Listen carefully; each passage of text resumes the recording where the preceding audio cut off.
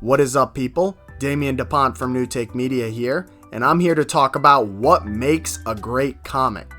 Now, everyone has their own ideas on what makes a great comic, so if you have one, leave it down in the comments below. Let's get right into this. The first and foremost thing, the baseline, the most important in my opinion, is great writing.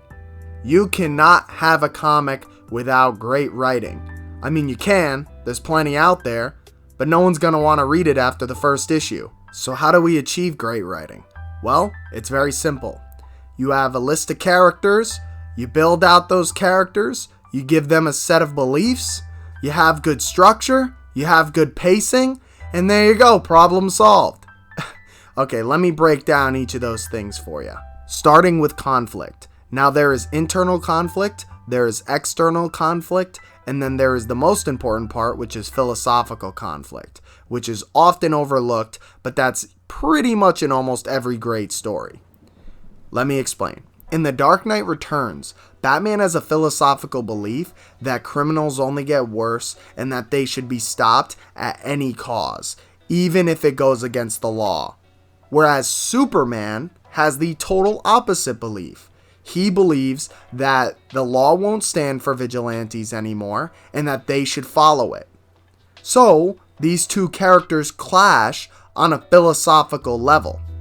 And this philosophical conflict also creates the external conflict for each of the characters. It creates one for Superman, and then it creates one for Batman. Batman's external conflict is essentially each of the events that he goes through that create a struggle for him. So, the Joker gasses an audience. That is an example. And Batman's internal conflict is that he wants to continue being Batman, but he's so old and the world won't stand for it anymore. So you can see in this example how characters are the vehicles to their own philosophical beliefs. But there are more things you can add to a character, such as character arcs. Change is good for a character, and if the character stays the same, like if they have a flat arc, then they need to change the people around them. For example, in V for Vendetta, V, at first, has a belief that is set. He believes in freedom and anarchy and that the government shouldn't rule their people and all that jazz. Evie kinda, submits to the government and she's part of it in a way, but throughout the story, she is changed by V. So V has a flat arc and he changes Evie. So you can have a positive arc where a character goes in a good direction, or you can have a negative change arc where a character goes in a bad direction, and there's plenty of other arcs, but those are the main three that you could look at. Next up is structure. Now, I write movies, and if you want to check out some of those movies, subscribe to the channel, and you'll get plenty of them. But anyway, structure is a thing that everyone has their own way of doing. But what I like to use is Dan Harmon's story circle. The reason why I like to use this is because it can be compressed into one page. And it keeps the energy going, it keeps it flowing, and it still converts into comics, even though it's made for film. Why don't I give an example of how Dan Harmon's story circle can be used to create a legendary comic by using Kraven's The Last Hunt. So, let's start. So Kraven starts in a zone of comfort, hunting and doing his thing. But he wants something. Dignity, honor, and he feels like he hasn't gotten it yet.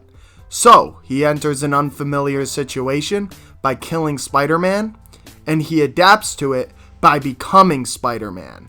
So in a way, he gets what he wants because he kills Spider-Man.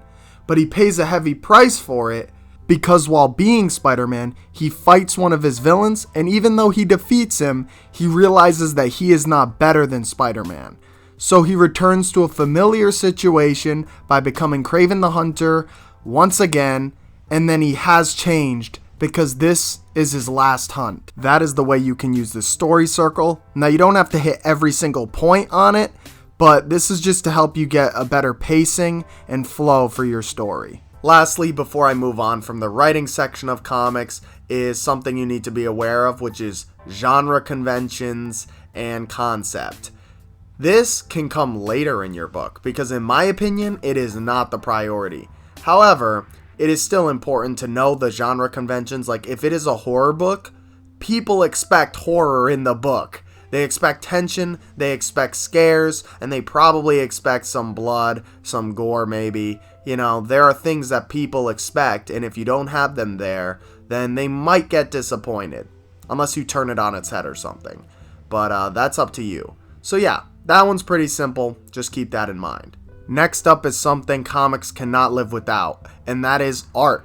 That is pretty much what makes comics what they are. It's a visual medium. So what makes good comic art? Well, first thing, I think your art should fit with the type of story you're trying to tell. For example, Batman the Long Halloween, that book's art style is godly, and it fits the tone perfectly. That scary Halloween vibe of the villains almost being creature-esque with exaggerated features. Batman's cape almost looking like the fall wind. It's just a perfect art style for the book, and a great example of what I'm talking about here. But I think there's something even more essential than this, something that falls both on the writer and the artist, and that is visual storytelling. Visual storytelling is essential for comics. You have no idea how many comics I read, especially indie comics, who flood the page with a million dialogue bubbles. It's like, bro, slow down. This is a visual medium. You could tell half the things you need to tell just by showing it on the page itself. You don't need to explain every little thing in a goddamn dialogue bubble. Alright? So make sure you try to use visual storytelling as much as possible and minimize those dialogue bubbles so that it creates a smoother reading experience. And an extension of visual story is the visual pacing. You want them to be constantly turning the page, itching to just flip to that next one, wondering what's going to happen next. This, once again, falls on both the writer and the artist together. So you have to make it visually interesting enough to where people will be like, oh, shit, what's going to happen? Then, what you need to do is create a certain amount of panels. So I personally like to do 1 to 6 panels. I know you can do more than that, but I noticed that artists aren't always a fan of that because they can't put as much detail in most of the time. There are obviously exceptions, but you know what I'm saying. Another important part of that is adding in double page spreads, full pages. It just makes a more impactful story, and it allows the artist to really go nuts and show off what they can do. Then you have to worry about colors and all of that jazz. Your book can be black and white, or it could be in color. Doesn't matter. You have to think of how the colors affect the printing, how vibrant you want it to be, how well it fits the tone, what emotion each color invokes, all that good stuff. But one of my favorite parts of art is character design. Now, character design we could go so deep on. We could have an entire video just on that alone, but I'm going to give you the essentials right here. First thing, you want your character to be recognizable on a silhouette alone. Now, this to me is important because if you look at all of the most iconic superheroes of all time, most of them could be identified through their silhouette. Whether it's through the edges of their body, the poses they do, or just iconic pieces of them that are instantly recognizable. You want your character to stand out. You don't want them to seem like a goddamn NPC on the page that isn't recognizable. Okay? Next thing is don't be afraid to take inspiration from other places. Inspiration is huge. A lot of the greatest artwork has come from inspiration. Don't copy, but be inspired. Also, you want your characters to have items on them that exude their personality. So, if they're a mean character, maybe you want them to wear a lot of reds, you want them to have sharp edges on their body, all of that stuff. If they're a nice character, maybe you want them to look soft, shy, cute with beady eyes. Then, you want your character to have an iconic piece of clothing, or a weapon, or both. Doesn't matter. Think of Ash Williams and his chainsaw. Think of Batman and his Batmobile, or his Batarang, or his grapple gun, or whatever you want to give him. Think of Guts and his sword. Whether it's a hero or a villain, you want to give them something that will help them be iconic, that people could cling to and attach to. That pretty much sums up the basics of art and what you need to focus on for comic books. Let's move on. Now, one of the massive things that is constantly overlooked is lettering. Lettering. You need to get a good letterer. And if you're going to do it yourself, fine, but you better know the goddamn rules. First off, do not make these ugly ass horizontal balloons that do not fit evenly in the page. Second of all, create good space between the text and the balloon. Third, keep consistent balloon tail sizes. And fourth, follow the accurate lettering grammar techniques for comic books.